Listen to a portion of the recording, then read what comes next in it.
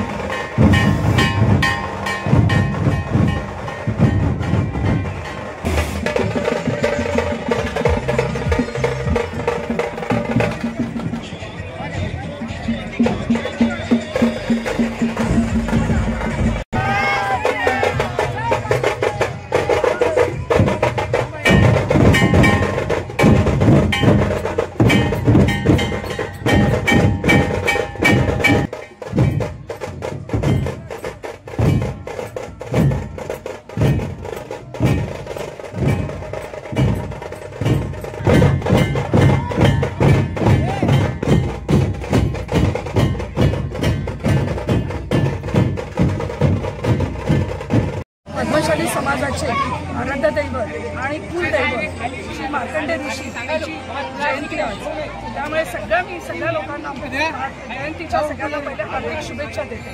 कारण की दरवर्षीप्रमाणे चोखाळ्यामध्ये मोठ्या उत्साहामध्ये येथे शोभायात्रा आणि मार्कंडेय जयंतीची फार मोठ्या प्रमाणात पूजा आणि त्याचप्रमाणे प्रवचन, भजन, कीर्तन हे मोठमोठे कार्यक्रम या दरवर्षीप्रमाणे यावर्षीसुद्धा चौथाळ्यामध्ये ते घेण्यात आलेले आहेत. तर या उद्देशाने आम्हाला एकच उद्देश वाटतो की चला आपला पद्मशाली समाजाचं जे कुलदैवत आहे मार्कंड ऋषी, हे जे कुलदैवत आहे, या कुलदैवतेमुळे आज आम्ही आमचा पद्मशाली समाज बराच पुढे गेलेला आहे. आणि ह्या ऋषींच्या मते, मार्कंड ऋषींच्या मते एकच आहे की जे ऋषी होते, जे महादेवाचे भक्त होते, त्या कल्पनातंत असं त्यांना असं चिरंजीवी असं आयुष्य त्यांना लाभलेलं आहे. अशा या चिरंजीवी आयुष्य लाभलेल्या वैभवशाली असं हे आमचं कुलदैवत पद्मशाली समाजाचं. त्यांच्याप्रमाणे आज इथे मार्कंडेय जयंती उत्सवानिमित्त दरवर्षी इथे कार्यक्रम फार मोठ्या प्रमाणात चौथाळ्यामध्ये घेण्यात येतो. त्याचप्रमाणे भारतामध्ये सुद्धा पद्मशाली समाजाचा जो कुलदैवत उत्सवामध्ये पूर्ण थाटामाटामध्ये पूर्ण भारतामध्ये साजरा करण्यात येतो. मी पुन्हा एकदा सर्वोच्च सगळ्यांना शुभेच्छा देते. शोभायात्रेमध्ये नेमकं काय देखावे करून दिले? अशा शोभायात्रेमध्ये आज म्हणजे फार मोठे देखावे करण्यात आलेले आहेत. आणि हे देखावे दरवर्षीप्रमाणे या चौफाळ्यामधून निघतात आणि फार मोठ्या प्रमाणात शोभायात्रा इथे निघते आणि इथे पूर्ण मार्कंडेय ऋषीचा पूर्ण देखावा दाखवला जातो आणि त्याचप्रमाणे महादेवाचा सुद्धा दाखवला जातो. भजनी मंडळी असतात, काही महिला असतात, छोटे मुलं असतात, त्यांचा सुद्धा मोठ्या प्रमाणात सहभाग घेतला जातो आणि महिला कळस घेऊन इथे नाचतात. फार थाटामाटामध्ये इथे महिलांचा आणि हातमागांची झाकी सुद्धा इथे मोठ्या प्रमाणात दाखवल्या जाते. त्यामुळे इथला जो कार्यक्रम जो होतो ढोल ताशच्या याच्यामध्ये फार मोठा कार्यक्रम इथे शोभायात्रा इथे मोठ्या प्रमाणात निघते. खरंच मी चौथाळ्याच्या महर्षी मार्कंडेय उत्सव समितीचे फार मनापासून आभार मानते. शोभायात्रा कुठून काढण्यात आली? पुण्यापर्यंत, पुण्यामधून पुन्हा रिटर्न इथे चौथाळ्यामध्ये येणार आहे. जय श्रीराम, जय मार्कंडेय. दरवर्षीप्रमाणे याही वर्षी महर्षी मार्कंडेय जन्मोत्सव समितीनिमित्त महर्षी मार्कंडेय जन्मोत्सव निमित्त महर्षी मार्कंडेय जन्मोत्सव समितीतर्फे भव्य दिव्य अशी शोभायात्रा चोपाळापासून ते जुना मुंडा पुन्हा परत चोपाळा अशी शोभायात्रा करण्यात आलेली आहे. यामध्ये अनेक धार्मिक सांस्कृतिक असे देखावे ठेवण्यात आलेले आहेत.